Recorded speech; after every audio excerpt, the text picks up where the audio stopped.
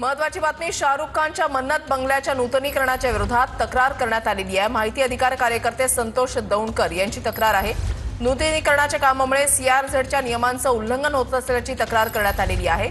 मुंबई महापालिकेच्या पथकाकडून शाहरुख खानच्या बंगल्याची पाहणी करण्यात आली। बंगल्याचं नूतनीकरण नियमांना धरून शाहरुख खानच्या टीमकडून हे स्पष्ट करण्यात आलेलं आहे। कृष्णा सोनारवाडकर आमचे प्रतिनिधी आमच्या सोबत आहेत, अधिक माहिती जाणून घेणार आहोत। कृष्णा, काय प्रकरण आहे?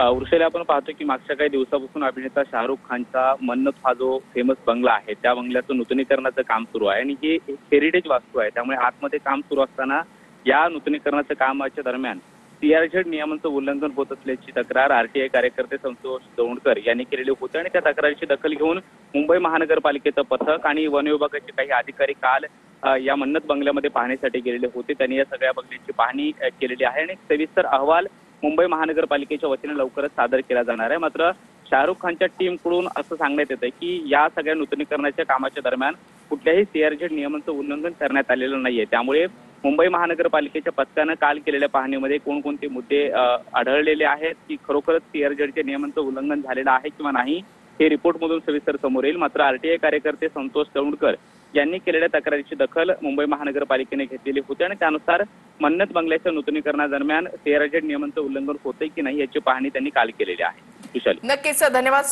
कृष्णा दिलेल्या सविस्तर माहितीसाठी।